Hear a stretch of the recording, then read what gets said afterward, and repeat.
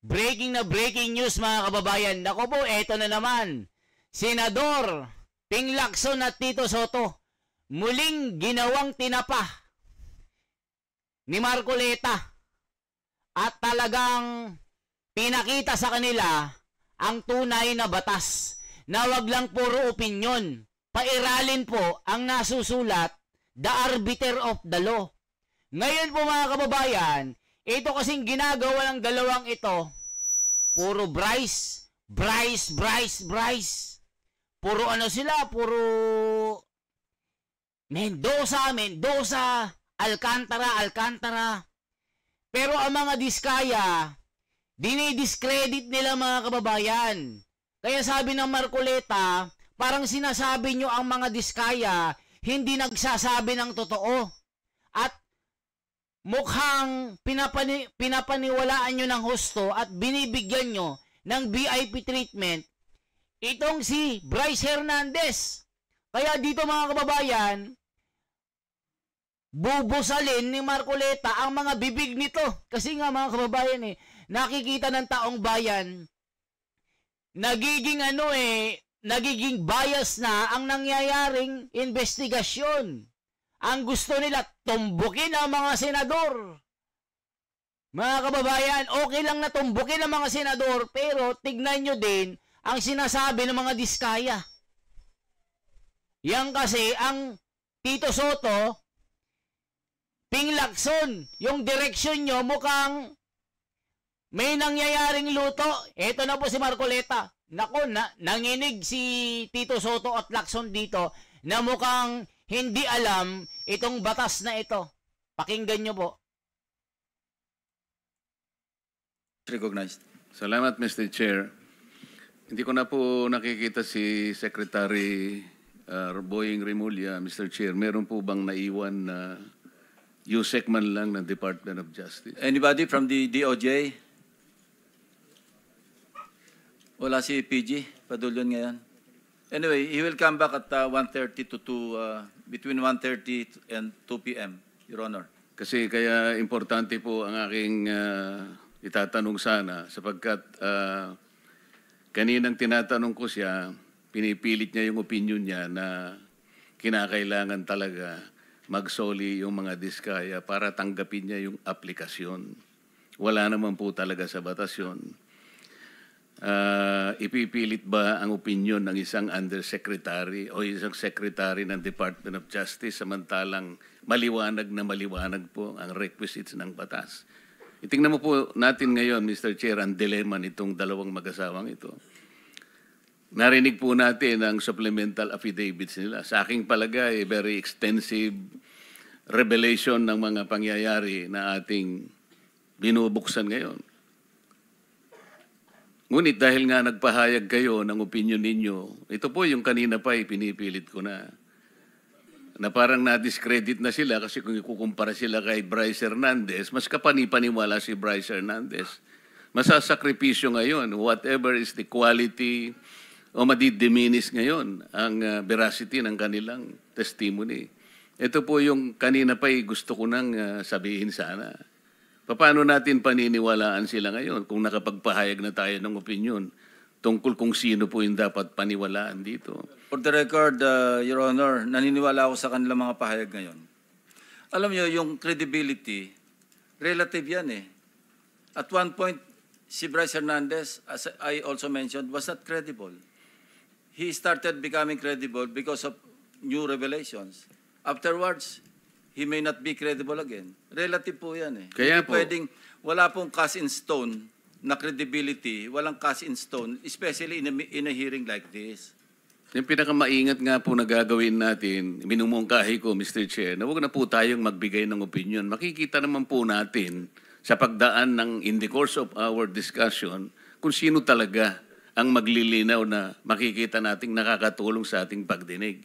Ito lang po ang gusto kong sabihin. Kasi nga mga kababayan, itong si Ping Lacson nagbigay na po ng opinion sa mainstream media na in-interview po ito na sinasabi po kasi nung reporter kung sino ang mas may credible, mga Diskaya ba o si Bryce Hernandez. ang sinabi naman ni Ping Lacson ay si Bryce Hernandez.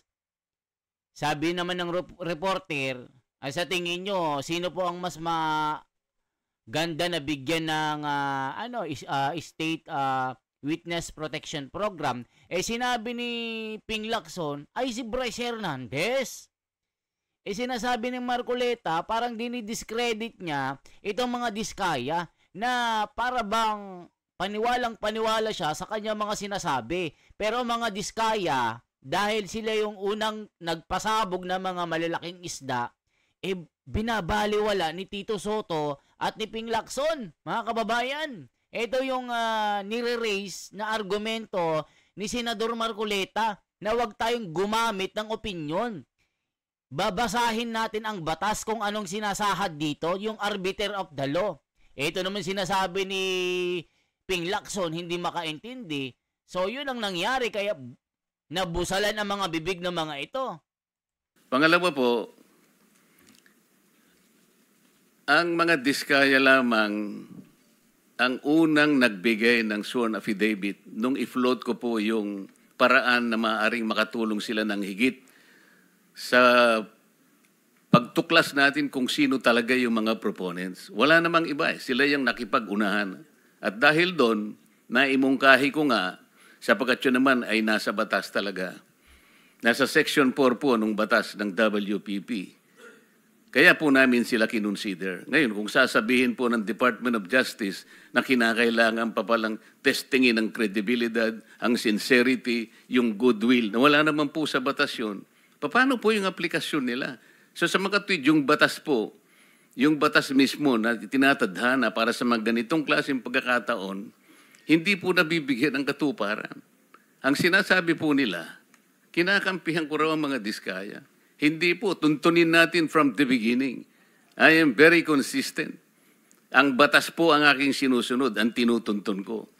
Meron po kasing isang taong nagsabi, nag-intriga, nagpalabas ng kung anong klaseng intriga, na ako raw po, o maring hindi ako, isa raw mambabatas ang lumapit sa diskaya, humihingi raw po ng 1 billion pesos. Para po yatang nagkasundo sa 120 million na lang. Isip-isipin po ninyo, kapatid po yata yun ng ating colleague, si Ben Tulfo.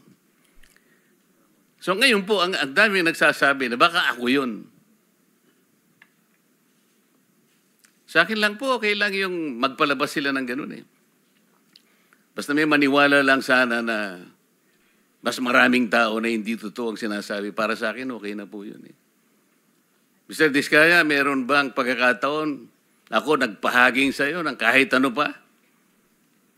Your Honor, wala po. Wala po talaga. Saan ang galing yung binanggit ni Ben Tulfo na merong isang mambabatas? Your Honor, wala po akong idea, Your Honor. Hindi po Ben Tulfo, Ramon Tulfo pala. Sorry. Your Honor, wala po akong idea, Your Honor, kung saan po nanggaling.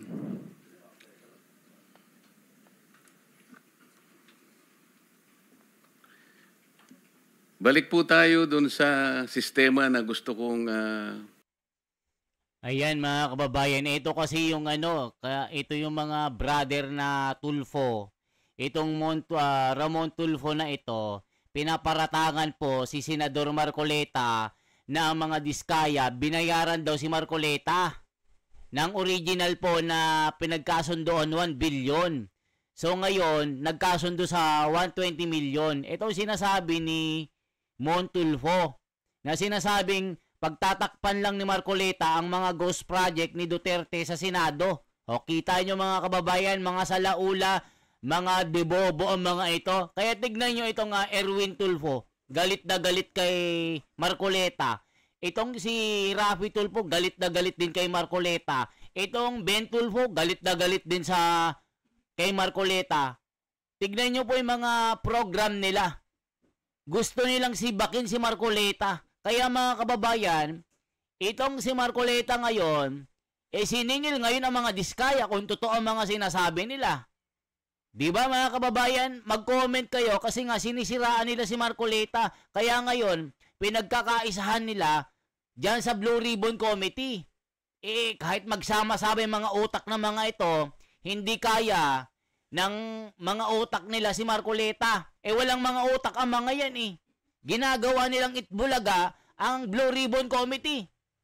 Kita nyo, itong si Boying Rimulya, ginisa ni Marcoleta na may sariling batas. Tapos pinagtanggol ni Erwin Tulfo, kailangan natin kahit hindi na sundin ang batas.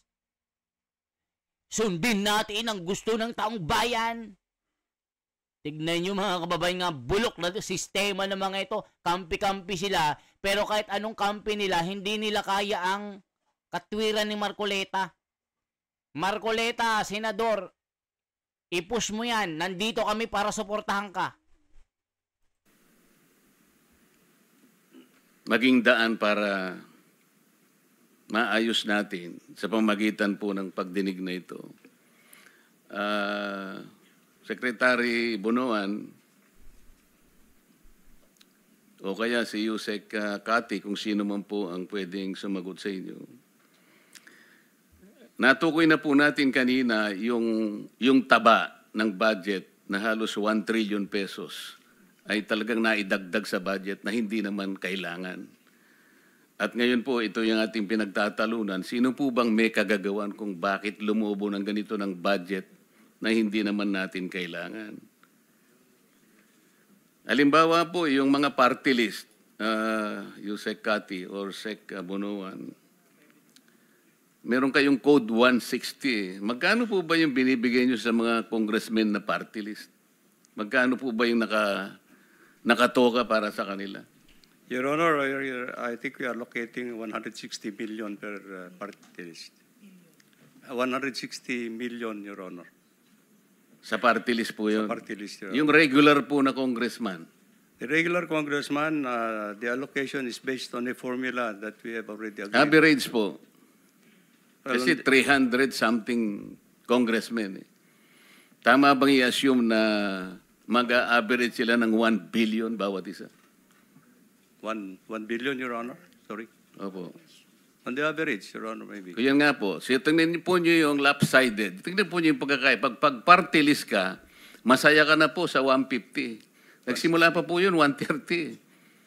Totoo po yan. Kasi po matagal akong nag-party list Kaya po pag sinabi ng speaker sa amin, ang para sa inyo, ganito, magsimula na kayong maglista. Nationwide po ang constituency ng party list. Kaya po, magsimula. Saan mo dadalhin yung 150 million buong Pilipinas? Kaya po, merong isang barangay, sasabihin ko sa kanila, pwede bang 500,000 na lang muna kayo? Kasi paghahatian po ninyo ito. Sasabihin sa amin ng ibang mga barangay kapitan, sa kubeta lang po, hindi na po kakasa ito. Kawawang-kawawa po ang party list. Regular, 1 billion. Samantalang ang distrito po niya, lalong-lalo na po kung Batanes. Ilang tao lang ba ang Batanes? Yung Butante yata ron, 9,000 lang ang Butante. Pero meron siyang 1 billion. Ang party list, nationwide ang constituency, masaya ka na sa 150. Ito yung sistema pong mali. Hindi ko malaman paano po rin yung ina-allocate. Yung allocation po ang problema rito. Yung pong code na 143, Yusek, para saan po yun? Magkano po ang nakatoka ron? Pwede pong i-clarify, ano po yung 143? Yung pong mga insertions, magkano po yun? Kanina po, pinag-usapan natin. Sa Congress, magkano po yun? Sa House of Representatives. Yung House of Representatives, Your Honor, meron yung leadership fund din. Natapos na po tayo doon. Okay. Sama-sama na po doon. Nasa 450B na po yun. Pati yung allocable. Yes, Your Honor. Yeah. Yan po yung...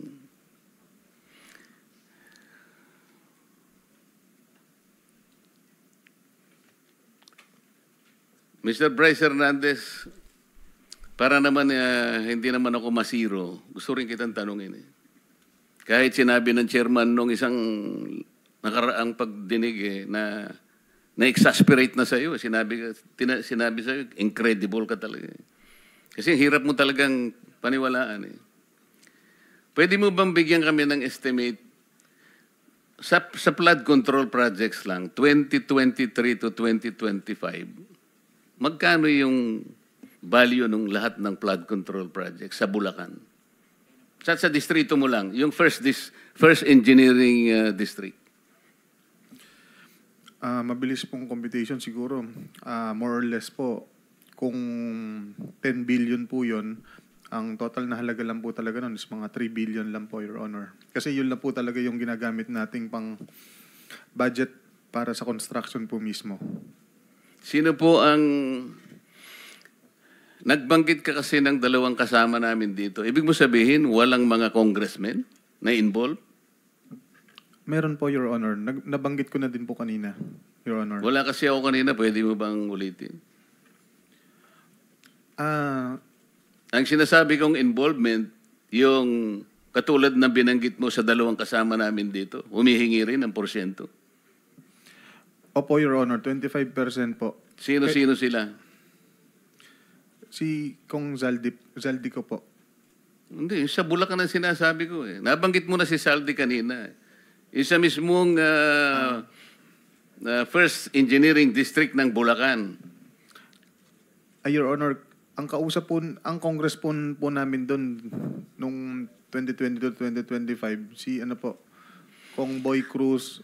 Kaya nga, sila rin ba ay ganun din ang patakaran, kumukuha rin, kagaya na sinasabi mo sa dalawang kasama namin dito? May pag-uusap po sila ni Boss Henry. Alam mo rin yung pag-uusap eh. Kasangkot ka rin eh. Magkano nga? 30? Hindi po, Your Honor. Ang Magkano? alam ko po, 15 to 20% lang po. Sino-sino sila? Yung congressman po na, nung panahon pa yun, no 2022, si Kong Diche Pancho po, tsaka si Kong Boy Cruz po. 23, 24, 25. Sino-sino sila? Yun po sila po, Your Honor. Sila po ang congressman dun sa panahon na yun, Your Honor. Sino-sino ba yung congressman ng First Engineering District? Hindi mo kilala? Yun nga po binanggit ko po, si Kong Tina Pancho po, si Kong Boy Cruz po, saka si Kong Danny Domingo po. Sila po. Silang tatlo lang Sila lang po ang congressman po namin. ng First Engineering District. Yes po, Your Honor. So sila, 15 to 20, paano yun? Opo, parang ganun po, nasa 15% po to 20%. Pero yung doon po pumapasok din yung nabanggit po ni Congressman Toby Chanco na meron pong yung mga bumababa po sa lugar nila na wala silang idea, basta bumababa na lang po, doon po yung meron pong parking. So si Congressman Saldico, ilan naman ang sa kanya? Nasa 25% po, Your Honor. 25% ng how much? Kung magbaba po siya Kanina sabi mo, 3 billion, di ba? Opo, kung magbaba po siya ng 1 billion, that's 250 million po, Your Honor. Sinabi mo na kanina, yung total sa First Engineering District, 2 billion pesos. 3 billion pesos, kamo. Example lang po yun, Your Honor, na yun lang po yung magagastos sa actual construction po, Your Honor.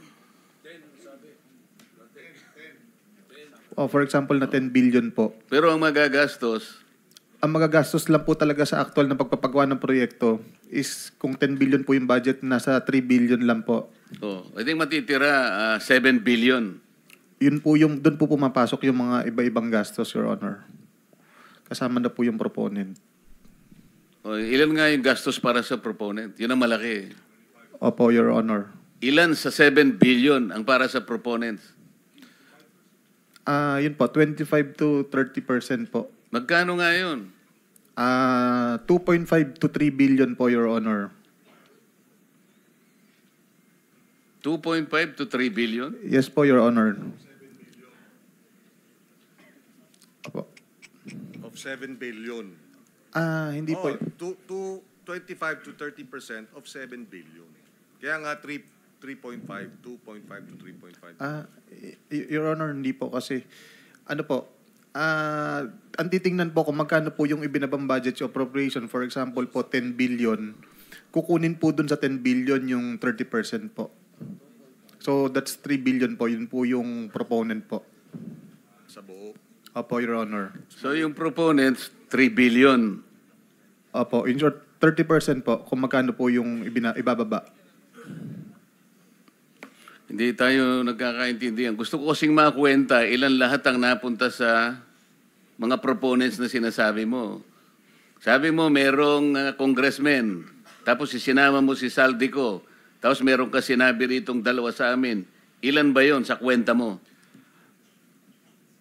Your Honor, ang congressman po na regular namin, iba po sa party list. Magkakaiba po sila, hindi po sila pare-parehas Kaya ng nga, gastos. ilagay mo na lang kamo. Sinabi mo nga 15 to 20% eh. O ilan sila? 3, 4, 5? Ilan ba? Bali, regular na congressman po namin 3. Tapos may mga iba, marami pong nagpapababa ng pondo sa amin, Your Honor. Iba-iba po. Hindi lang po senador at party list. Kaya nga gusto ko lang bigyan mo kami ng idea magkano talaga between 2023 to 25, sinabi ko na sa iyo, ang napunta sa mga proponents lang. Mga kababayan, tignan nyo pag si Marcoleta ang nag-i-interview kakaiba. Tinutumbok niya lahat, hindi lang dito sa senador-senador. Kasi narinig na namin yan eh. Kaya si Marcoleta, in general yan. Kaya wala kang kakakitaan na bias yan. O, tignan nyo po, lumalabas po mga congressman. Kanina wala eh. So ngayon, yari mga congressman dito. Para magkaroon kami ng idea kung magkano ang nawawala. Your Honor, wala po akong exact figure kasi kung magkano po ang napuntang bumabang budget 2022 to 2025. Kaya po nagbibigay po ako ng example na kung ang bumaba po doon is 10 billion, 30% po approximately ang napupunta sa proponent po. Naiintindihan ko yun eh. Kaya nga, kwentahin natin magkano nga lahat ang napunta sa proponents using your own example. 3 billion po, Your Honor. Lahat na? Yes po. Lahat na? Approximately, Your Honor, ganun po. Paano natin ngayon kukwentahin yon? Kasi, Yung alam mo, posible narinig ko 3 si billion lang. chairman sa isang privilege speech niya, 2023 to 2025, yung pinanalo nyo sa nilustay yung pera sa casino, 2.1 billion yata. Okay? Si Boss Henry po. Hindi, bali sa privilege speech ni chairman, Apo. 2.1 billion na yung inyong ipinatalo. Okay. Ngayon, sa proponent sabi mong ganyan, 3 billion. Apo, for example lang po yan.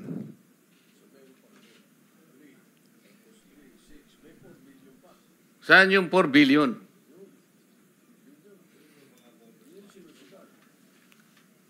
Ha? Okay lang po ba ipaliwanag ko yung detailed na ano po? Kanina ay mo paliwanag ng detail, ngayon nagpapaliwanag ka ng detalye. Kinukwenta ko lang kasi. Apo. Kahit pa paano natin kwentahin, imposible. Pagkatapos sasabihin, ikaw ang most credible.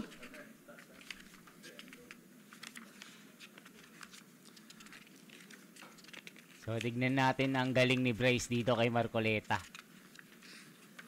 Yan, yari ka dyan. Habang nagtitingin siya, Mr. Chair, punta ko sa DBM, Mr. DBM, puntahan natin yung unprogram na yun. Yari kayo. Bakit nagpapasubmit kayo sa DPWH ng program? Ba't napupunta? Para saan yun? Yari kayo kay Marcoleta. Sir, di po kami nagpapasubmit. Sila po ang nagsasubmit ng request for chargeable against the unprogrammed appropriations. Sino nagsasubmit? Ang agency, actually, sir, the agency ang nagre-request po. Sino nga ang agency? In this case, for flood control projects, then of course, the DPWH, Kaya Mr. nga, Chair. pero hindi naman, wala naman sa budget nila yun sa DPWH eh. Kayo naman ang nagmamanage nun eh, di ba? Yes, sir. Oh. Sir, a special budget request, of course, is being submitted by DPWH, who is signed by, of course, the Secretary of the DPWH. We have that request, Mr. Chair. Yun na nga eh. Ang sistema nga ang gusto nating korekin eh. Hindi naman mag-a-appear sa budget nila. Bakit sila nagsasubmit sa inyo? Ba't kayo naman tinatanggap nyo? The nature, Pwede naman kasing wala na yung program eh. Yun ang ibig ko sabihin eh. yeah. The nature po kasi ng unprogrammed fund po is during the submission doon sa sa NEP, wala pa po talagang list of projects. Being the NEP, rather the unprogrammed appropriations, is Alam na a po standby namin fund. yun. Do not preach to the choir. Okay, sir. Okay? Ang sinasabi po namin dito, yung sistema kasi dapat nating ayusin. Okay. Napakaraming mali. Ito po, napalitaw na natin. 1 trillion ang taba sa budget. Hindi kailangan. Cholesterol. Kasama dyan yung unprogram. Di ba? Yes, So ang tinatanong, pwede namang walang unprogram, di ba? Kasi kasama sa taba eh. Kung katawan ng tao yun, ang pinoproteksyonan natin sa katawan natin yung cholesterol, hindi ba? Sir? Yes, Mr. Chair. Oh. We leave that to the, of course, wisdom of the Congress, Mr. Chair, because Hindi of nga, course, the NEP pabayaan is mo being na yun.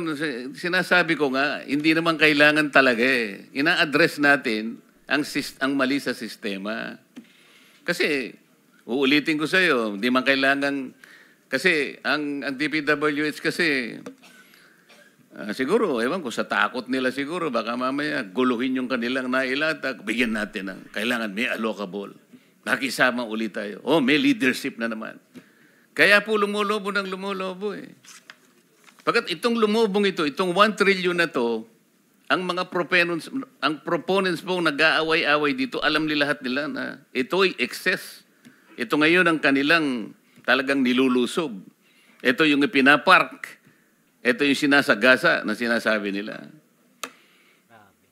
Mr. Chair, iba po kasi naman yung nasa NEP na programs kaysa sa unprogram. So iba po yung proseso, what is being proposed by the DPWH, that is with the listing, at saka mayroon na nasa DEP. The unprogram, Mr. Chair, is wala pa talagang listing yun because the nature of its fund, it's a standby fund. So wala pa po talagang listahan po. Ang kaso nga, yung mga proponents, ito ang tinatarget, di ba? Okay. So in that case, Mr. Chair, it's not with us, the DBM, because it emanates from the Congress po kung ano yung nilalagay po doon sa nililipat nila sa Yun nga yung hinahanap natin, yung mga proponents. Ito, sinabi na ni Bryce, si Saldico, isa sa promoter. Sinabi rin ng Diskaya, lumabas din ng mga pangalan, 17 congressmen. Nabanggit din si Saldico doon at si Speaker Martin Romualdez. Di umano, sinabit nung dalawa sa kanilang sinabi. Tama? Yes, Mr. Chair. Isang araw, pumunta rito si Representative Toby Chanco, isinegaw niya rin ang pangalan ng Saldico at nag-produce siya ng resibo. Napakahaba ng resibo. 2 probinsya lang, makikita mo yung pangalan ni Saldico. Halos pangalan niyang nakalagay doon na proponent 13.8 billion pesos. Magtataka ka dito, yung kanyang kumpanya na SunWest, wala man lang dito para umpisahan nating tanungin. Yun nga. Di ba kayo nagtataka kung bakit gano'n? That's true. Di ko sinasabi na hindi natin tanungin kung sino-sino. Meron dyan na, anong pangalan mo? Sims ka ba? Merong Diskaya, merong kung sino-sino. Pero yung pinaka-promotor, yung SunWest, na binabanggit ng lahat na, di ba natin siya tatanungin? Yan ang sinasabi natin mga kababayan. Ang dami yung binabanggit dyan. Diskaya, yung Gerard, yung iba't ibang mga sinasabi nyo dyan. Pero hindi nyo tinutumbok itong kontraktor na si Saldico. Itong SunWest na ito, siya ang promotor. O tignan nyo mga kababayan. Di ba? Hindi kayo makakalusot kay Marcoleta dito. Yan ang gusto kong bigyan ng diin dito.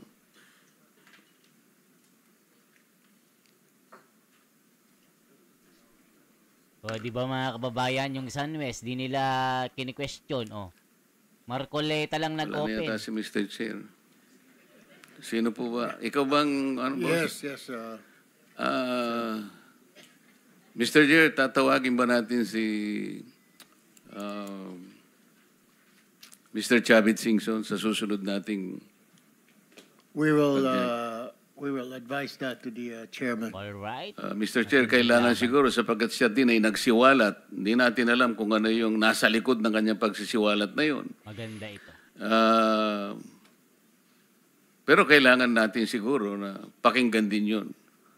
Sa makatwid ay inaasahan po natin na sa susunod na pagdinig ay makakasama natin, maimbita natin si Mr.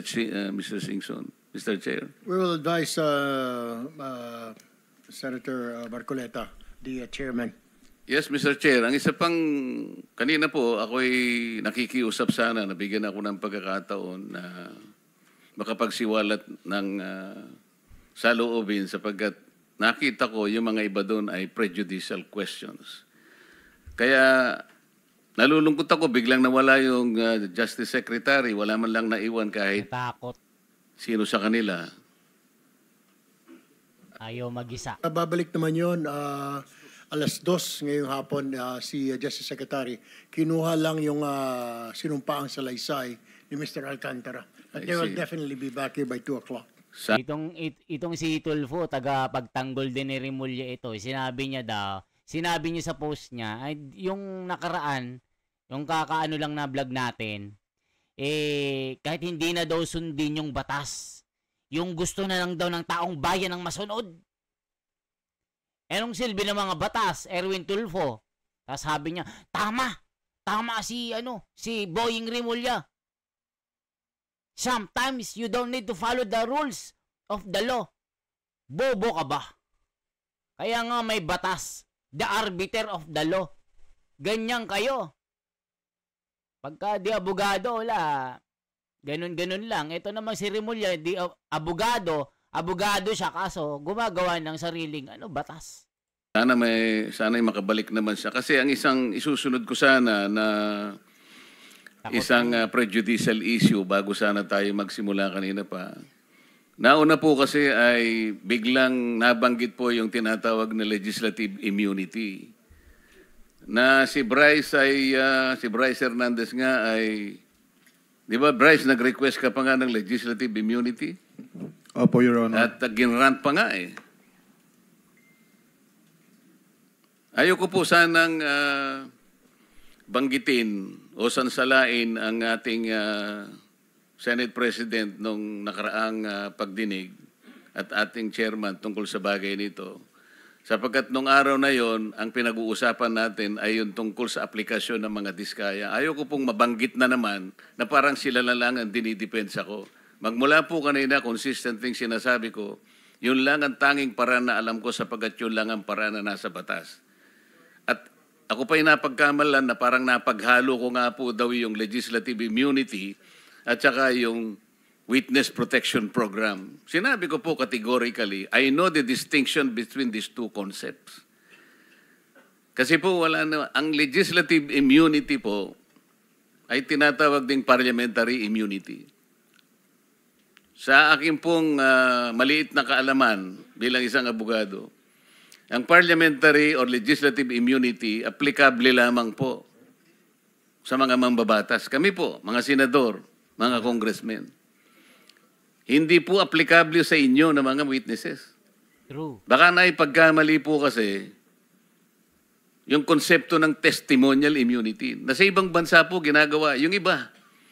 Pero sa ating jurisdiction, maski sa atin pong mga rules, Mr. Chair, wala pong legislative immunity. Yun nga po yung gusto kong ipaalala para hindi po tayo nami-mislead. Kasi kamukha na si Bryce. Naniwala si Bryce eh. Nag-apply. Mr. Chair, you cannot grant something that was not been validly granted. Senator Marcoleta, I think you can raise that opinion or idea later when Senator Soto will be here and the chairman, Senator Lacson. I believe they can properly answer your queries. Thank you. I will do that. And the other issue, I think I will have to bring this in the Senate floor this afternoon, Mr. Chair.